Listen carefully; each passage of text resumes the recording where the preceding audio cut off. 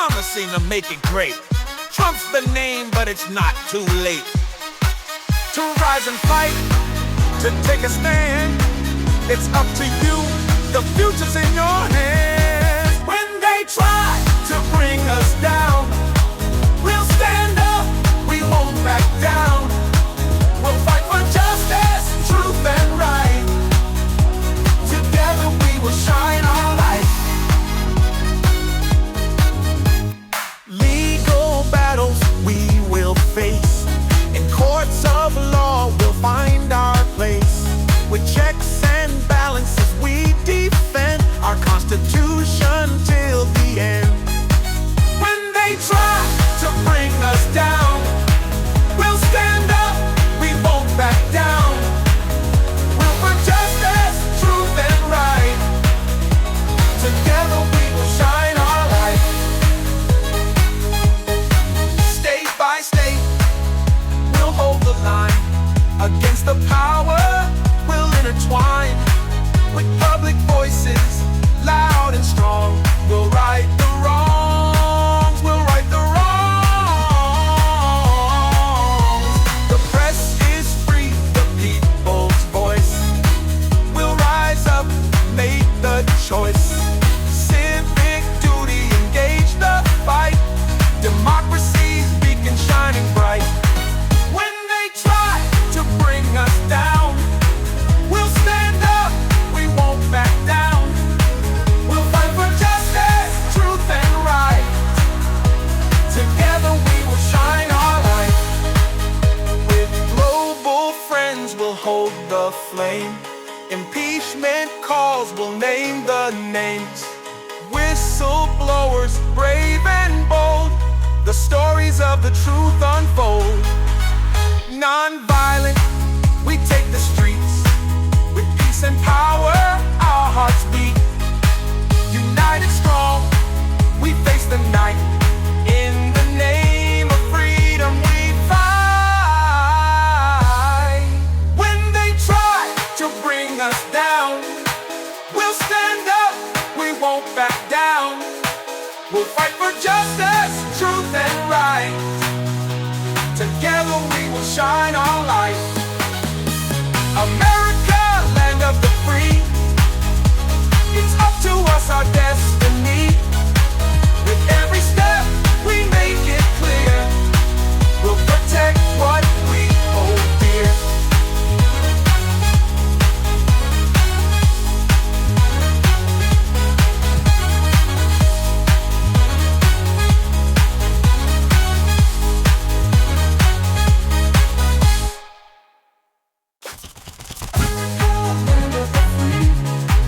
It's up to us, our destiny. With every step we make clear. We'll protect what we hold dear.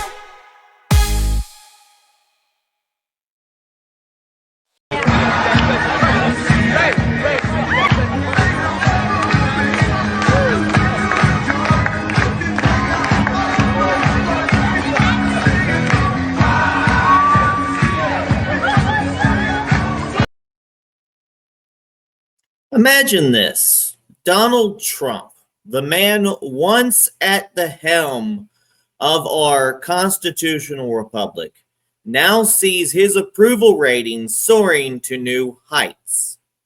According to a recent Harvard-Harris poll, Trump's approval stands at a robust 54%, a remarkable 20% increase since he left office in 2021. It seems that the American populace, weary of current leadership, is not just reminiscing about the past, but is ready to make America great again. This sentiment isn't confined to political arenas. It's making waves in unexpected places like NFL fields where players celebrate touchdowns with Trump-inspired dances, sanctioned by the league itself. Welcome to #GoRight with Peter Boykin, where we delve into the heartbeat of our constitutional republic, offering insights from a perspective that champions liberty and the conservative values our founders envisioned. We'll be right back. Remember, we fight for what's right because it's time to go right. Time to go right.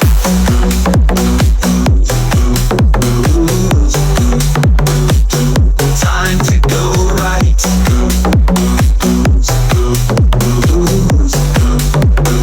Time to go right.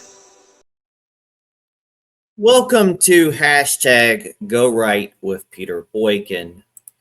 Now, I don't normally address a lot of LGBT issues because usually I see a lot of negativity. From the left side, it's usually information I disagree with. From the right side, unfortunately, I see a lot of bashing and miscommunication and generalization of the whole community.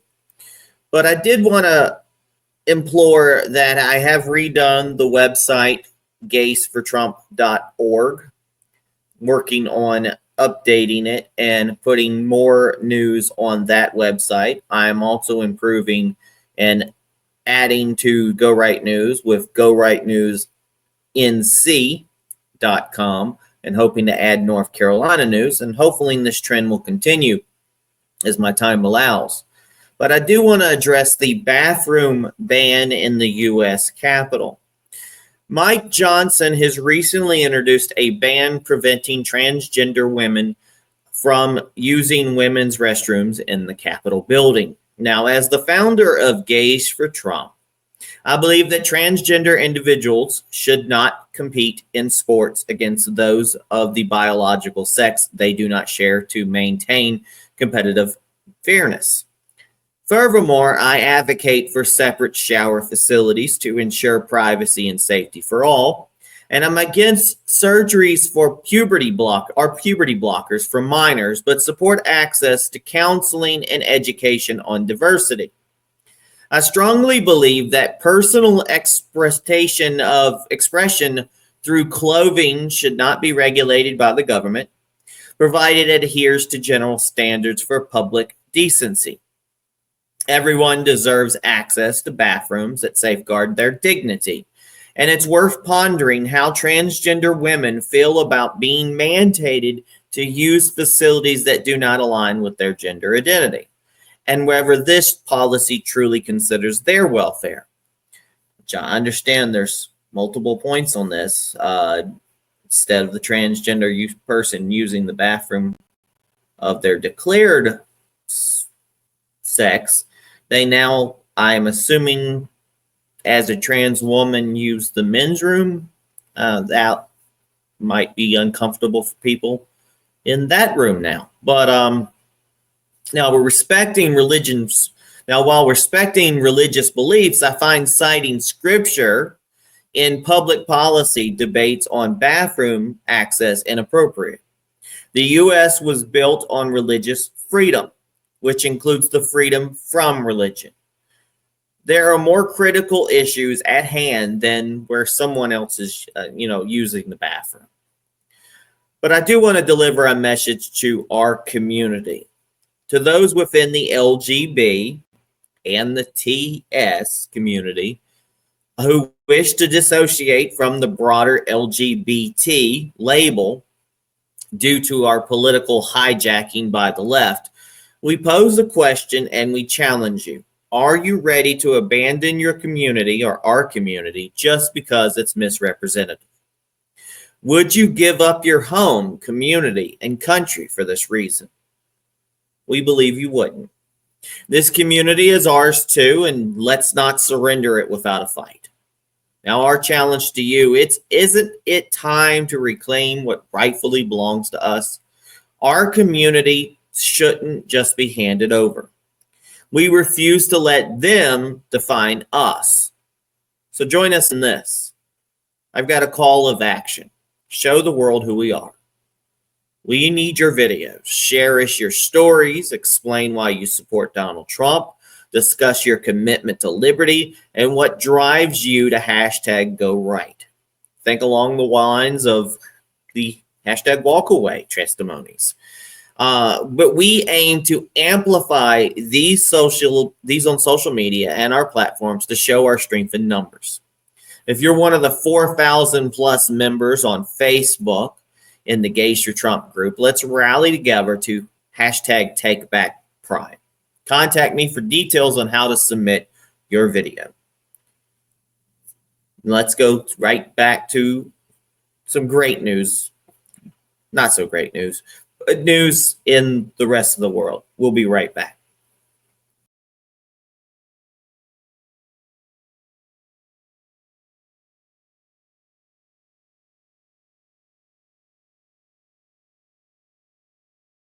Good morning. It's absolutely a big deal if it's true, just as you said. What this would represent a major escalation by Russia in the war against Ukraine.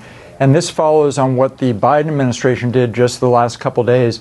They allowed for attacks, directly long-range attacks, 130, 190 miles, up to 190 miles into the territory of Russia that's never been authorized before. These are U.S. weapons that are now authorized to go directly against Russia. And then also what Lloyd Austin was just saying there about the anti-personnel mines, those have never been given over there, and those are very, very dangerous. Once again, that's a major escalation. So if true, this ICBM that was launched for the first time against Ukraine, this would mean a major escalation, really a response to the provocation that the Biden administration is doing in the last throes. We got 2 months going in this administration.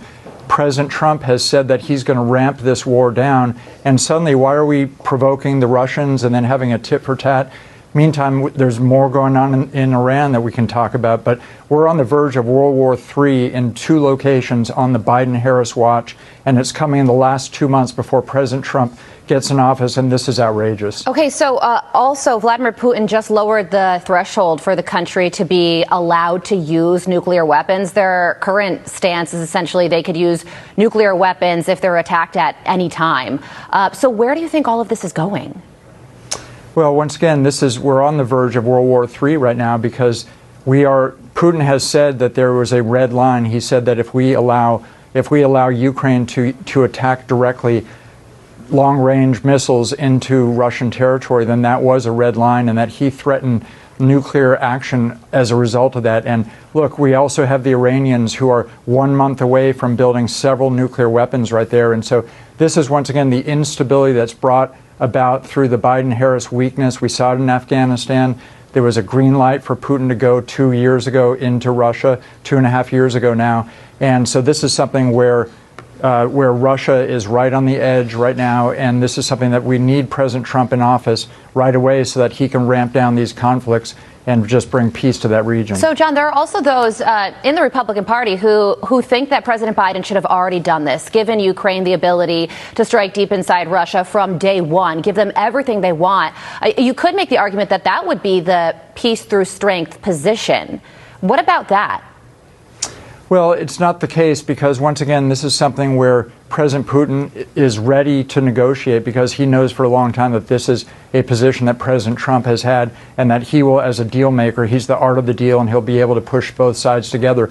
But what this risks right now is something that can spiral out of control very quickly. We saw the use, if this is true, the report of the ICBM being used. That's the first time ever, and that shows that all you need to do is put a nuclear warhead on that and we've got World War III. So this is something that is very dangerous, and if we're looking to strengthen the hand of Zelensky, the Ukrainians, against Russia, this is a very dangerous game to play, and we need to be very careful and get President Trump in office so that he can push both sides together and get a deal here.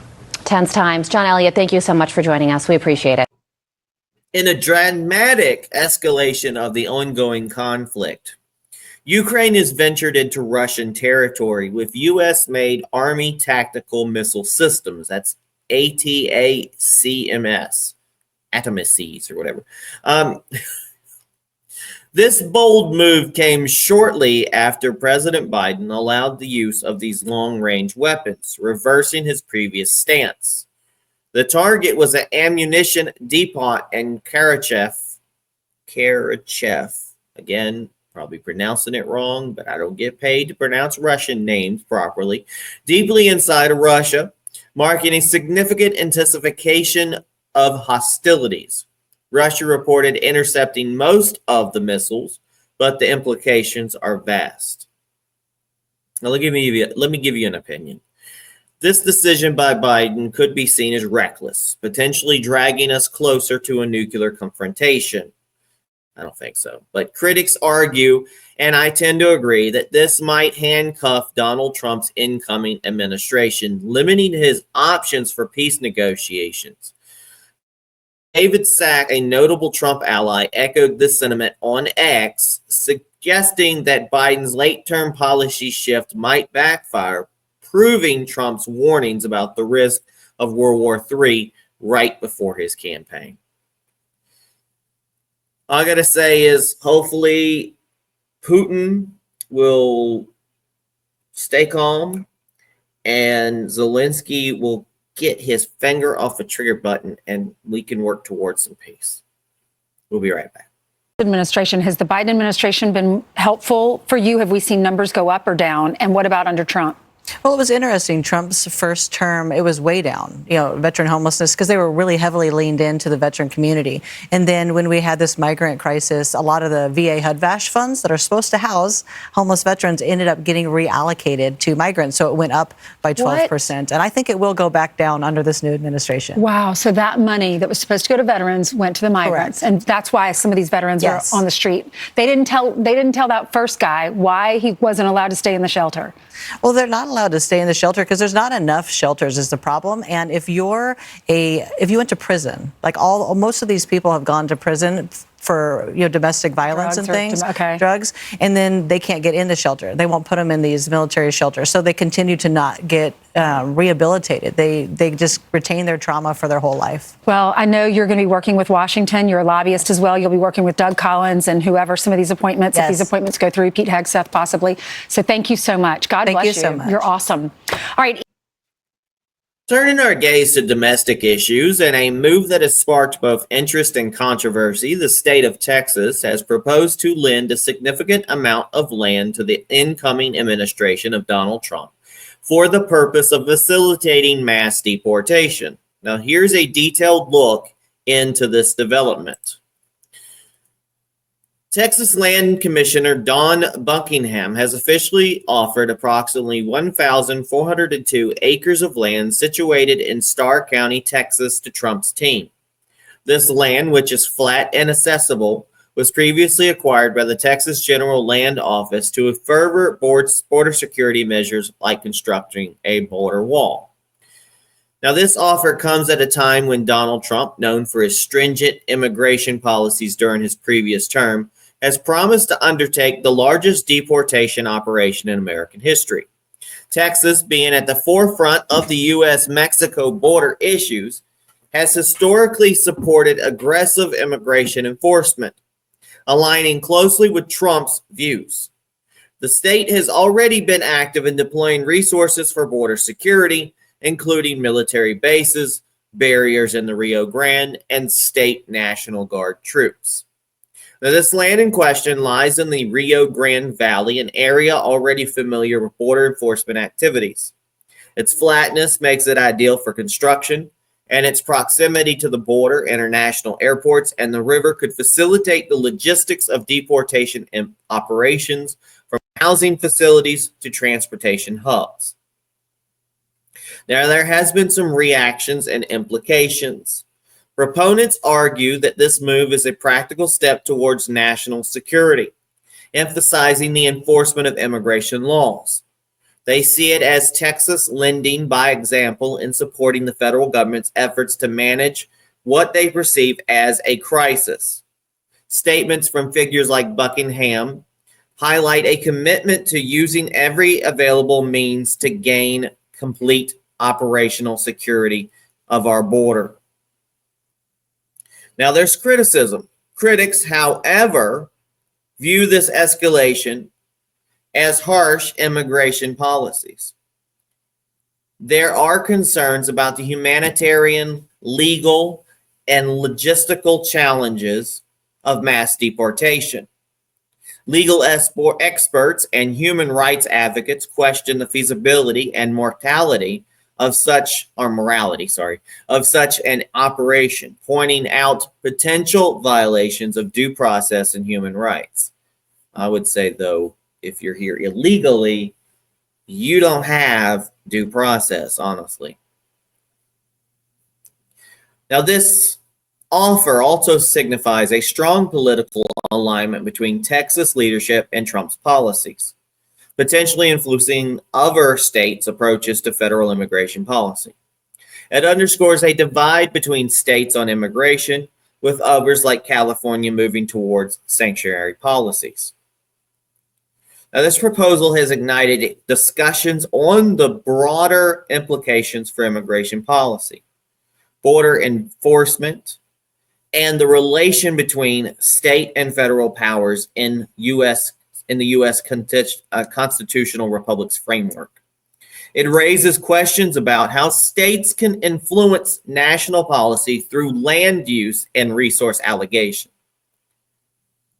Now, there's future prospects. While the Trump administration has yet to formally accept or comment on the offer, it serves as a tangible example of how states might actively support federal initiatives.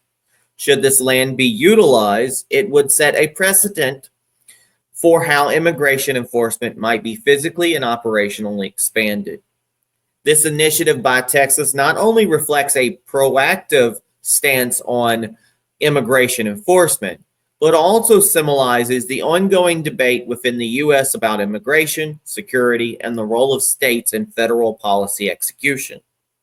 Whether this land will indeed become a hub for deportation operation remains to be seen, but it certainly marks a bold political statement in the current climate of American politics. We'll be right back. He's promising to make it great. Trump's the name, but it's not too late to rise and fight, to take a stand. It's up to you, the future's in your hands.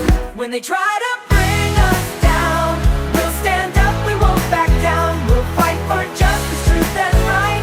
Together we will shine our light.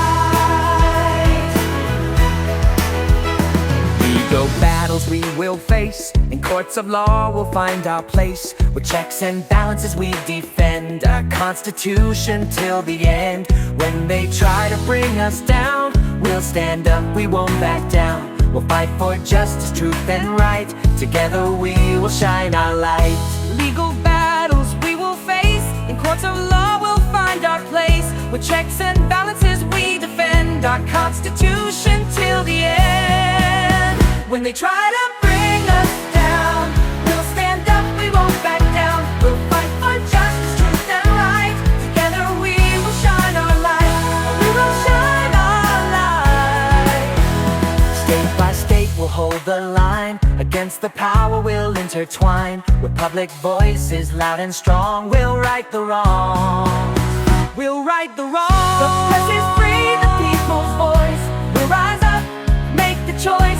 Civic duty, engage the fight. Democracy's big and shining bright. When they try to bring us down, we'll stand up, we won't back down. We'll fight for justice, truth, and right. Together we will shine our light. With global friends we'll hold the flame. Impeachment calls we'll name the names. Whistleblowers brave and bold, the stories of the truth unfold. Non-violent, retake the streets. With peace and power our hearts beat. United strong we face the night. In the name of freedom we fight. When they try to bring us down, we'll stand up, we won't back down. We'll fight for justice, truth, and right. Together we will shine our light. America, land of the free. It's up to us, our destiny. With every step we make it clear, we'll protect what we hold dear.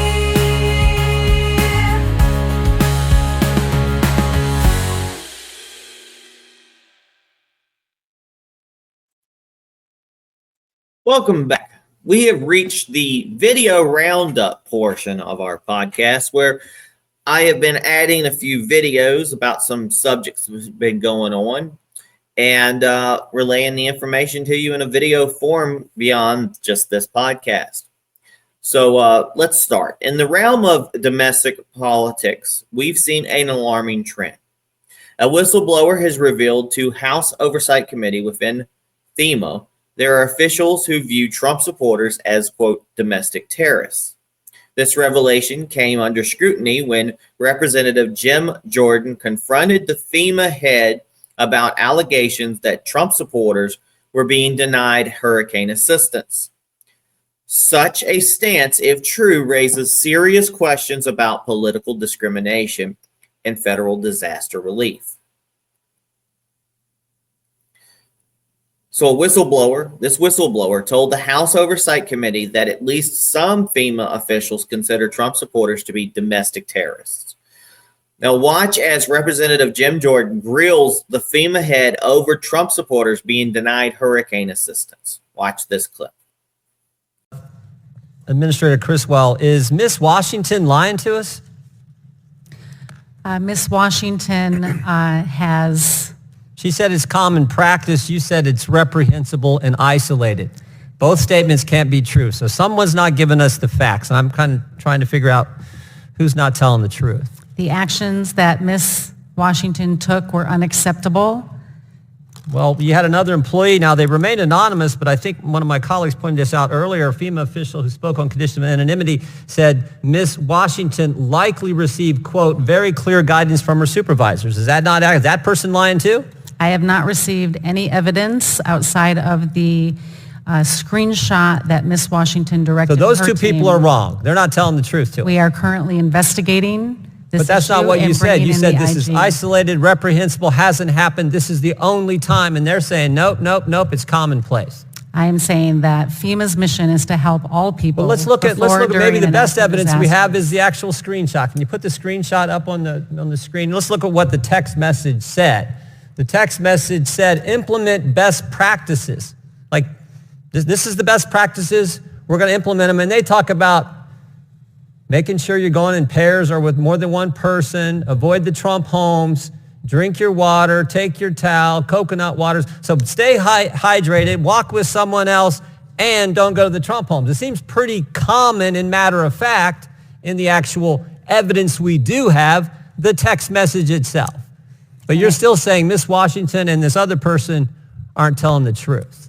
When I received this text message, it was not in accordance with the way we conduct business at FEMA, and I directed Even though it said best termination. practices, even though it said stay hydrated, which everyone would agree with, even though it said go in pairs, which everyone would agree with, even though it said bring a towel, make sure you're covered. I mean, it said coconut water is the best way to stay. Even though it said all those practical things, the part about avoiding the Trump homes, that's not a best practice. That's not commonplace. Is that what you're saying? That is nowhere in our policy, and I can't speak to I'm not saying it's in your motivations policy. behind what Miss Washington did. But it was, okay, now her supervisor, this Mr. Hershey, have you talked to him and to find out if he knew this was happening?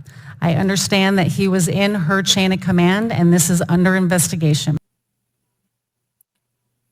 Moreover, the political discourse is taking a dark turn with comments from Washington Post columnist Jennifer Rubin, who stated on a podcast, quote, Republicans want to kill your kids. Such extreme rhetoric does little to foster unity or constructive dialogue in our constitutional republic. So journalist Jennifer Rubin says Republicans want to kill your kids. Watch this. People like this should be in a padded room, not delivering news to Americans. Watch this clip. How about this? Republicans want to kill your kids. It's actually true. If you're going to oppose vaccinations, if you're going to stop breakthrough medical research, if you're going to allow minors and all sorts of people to get semi-automatic weapons, which they use to shoot up schools, well, then you are responsible for kids' health and death, unfortunately. It has to be that simple and that direct, and it has to be over and over and over again. Now, there are some good things going on, and we shouldn't lose track of them. First, hardly anything happened in the House. It's going to be within 1 or 2 votes of what it was before the election. What does that mean? It means there was no great sweep, no great embrace of MAGA politics. It means that individual people can figure out whether their representative is doing a decent job or not. Lastly, there's a cultural shift afoot. CNN's apparent dismay over Republicans claiming cultural influence through pop culture references shows the changing tides in media and public perception. This isn't just about political parties, it's about the narrative control in our society. I'm going to laugh out loud as CNN sounds really salty about seeing Republicans take pop culture back from Democrats. Watch this. Look at this shot right now coming in live. We got Musk there. We got, I don't recognize everybody. There's President Trump, Senator Bill Hagerty of Tennessee, who is also thought to possibly have a position coming in the administration. Senator Ted Cruz on the left with the shades. Is that Ronnie Jackson on the right with the hat? I can't really tell. What do you make of this? They fashion themselves on social media as this legion of superheroes, this incoming administration.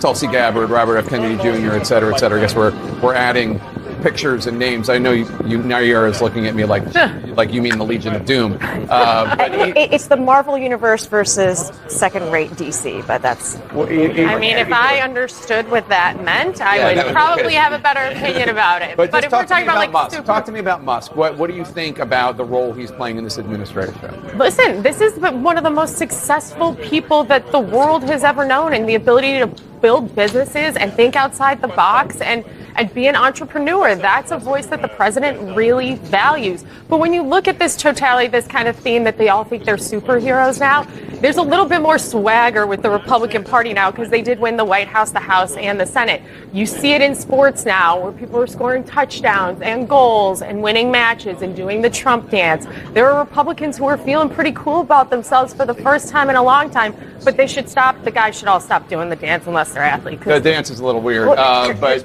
unless... It doesn't quite work unless you're Donald Trump because it's his. If Elon Musk wants to help fix the federal government, he should get a government appointment, go through security clearances, go through conflicts of interest disclosures, and the like. It's really hard. The idea that he's going to go butt into every agency, he'll have Trump, obviously Trump's interlocutor. No one's going to refuse to tell Musk something or show him documents. Then he goes right back to his private business and uses the information however he pleases. It's really unbelievable. Not to mention the fact that he has so many government contracts. Well, where I was mentioned is that when the U.S. government decided not to continue its own space shuttle development and advancement, it did outsource to places like SpaceX. And so he is heavily subsidized and now is going to be overseeing the same agencies that have been giving him money and making this profitable. Now, one of the coolest things in government is to be able to go and see a space launch, right? It is the idea, the moonshot. You really feel like you're doing something bigger than yourself. But Elon Musk is not accountable to anybody in the American public, wasn't elected, like you said, not confirmed. And his whole goal is to really just go in, as he says, it's a big hammer and break things. And some of these things that he wants to break are actually really healthy and productive for keeping basic standard of living in the United States. It's that whole disruptive idea of technology, that disruption for its own sake is the ideal, as opposed to what's the impact on people. I think we can all agree that this government could use some disrupting, but it's also good for people to go through background checks and be vetted by the Senate through its constitutional advice and consent.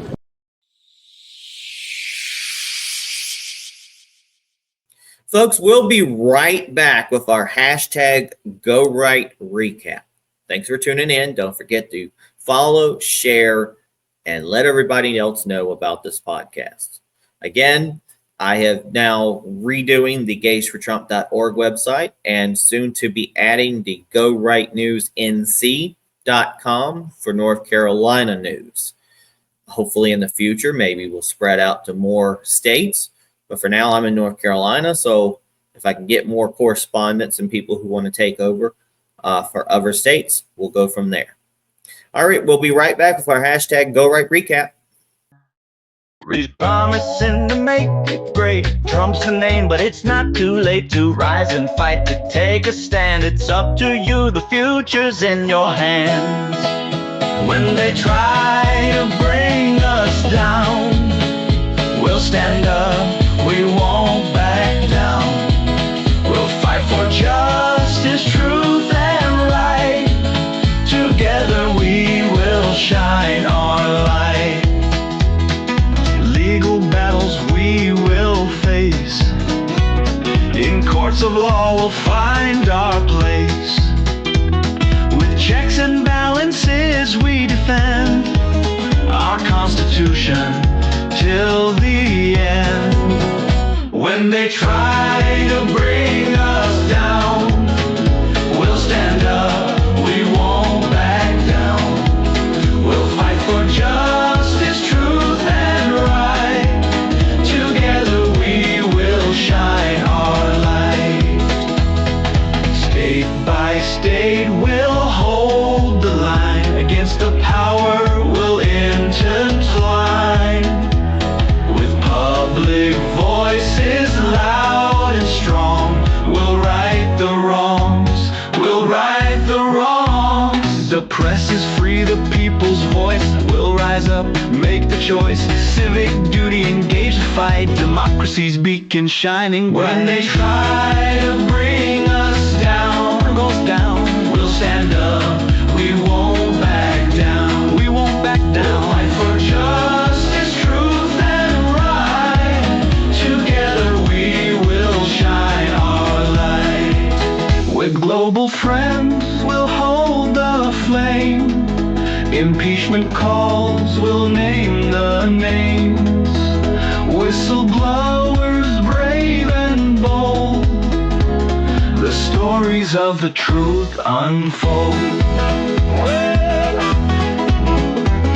Non-violent we take the streets. With peace and power our hearts beat. United strong we face the night. In the name of freedom we fight. When they try to bring us down, we'll stand up, we won't back down. We'll fight for justice, truth, and right. Together we will shine our light.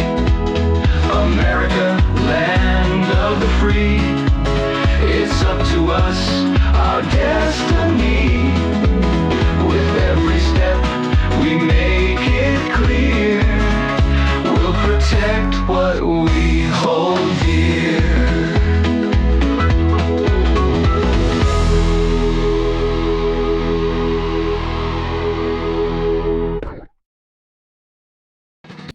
Welcome back. This is our hashtag Go Right recap. Again, folks, please share this podcast, follow this podcast, check it out in multiple locations, let other people know about it.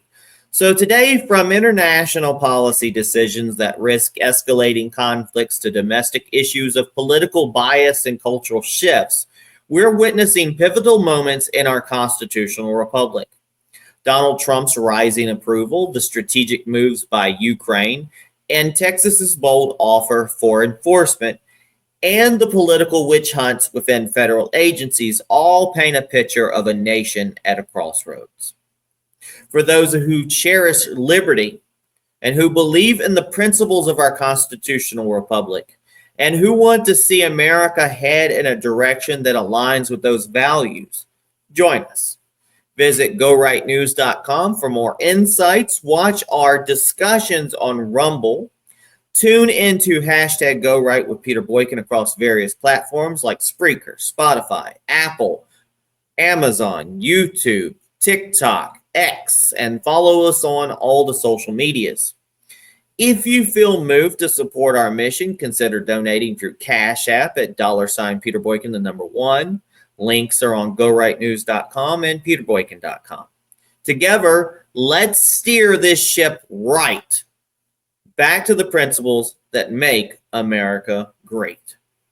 God bless everybody. Peace.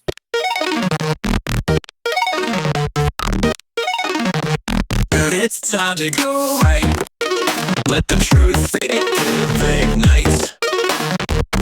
We're bringing right news into the light. With Peter Boykin at the helm, we're taking a stand. Constitutionalist for America, we protect this land. Welcome to the place where opinions align. With liberty's flame, our voices combine. Citizen journalism, honest and true. Let's go right, it's the podcast for you.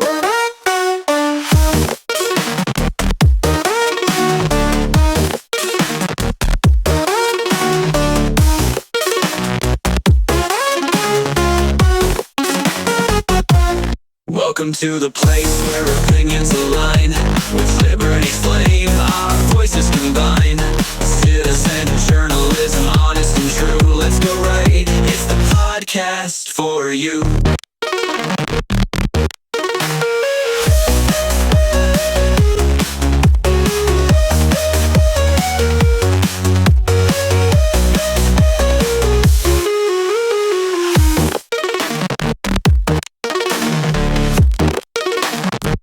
It's time to go right.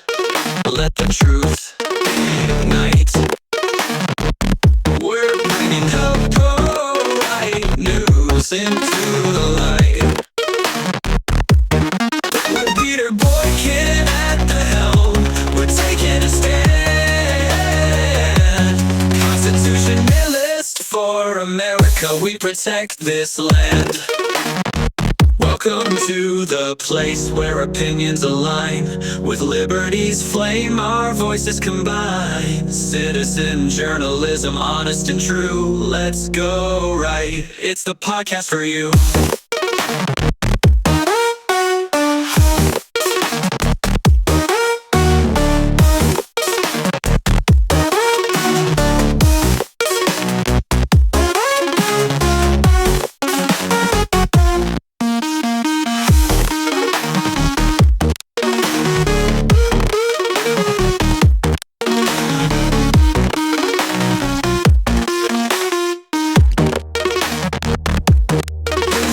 Place where opinions align with liberty's flame, our voices combine. Citizen journalism, honest and true. Let's go right, it's the podcast for you.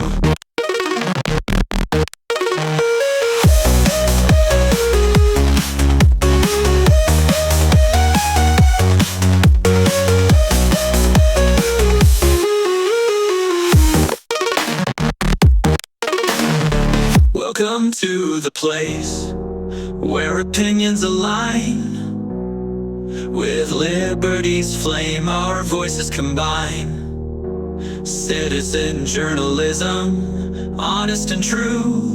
Let's go right, it's the podcast for you.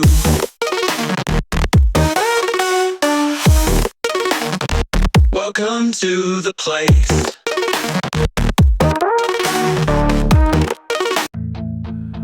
She's got a flag that waves for me, reminds me of liberty, where freedom rings as bright as the morning sky. Now and then when I see her plane, she takes me away from these heavy chains. And if I stare too long, I'd rise and fight again. Whoa, sweet land of mine. Sweet home divine. She's got stars that light the night as if they got our way. I pledge my hand to stand and fight come what may. Her hills remind me of a steadfast place where the brave have bled and laid their lives to keep her safe through the storm ahead. Whoa, sweet land of mine.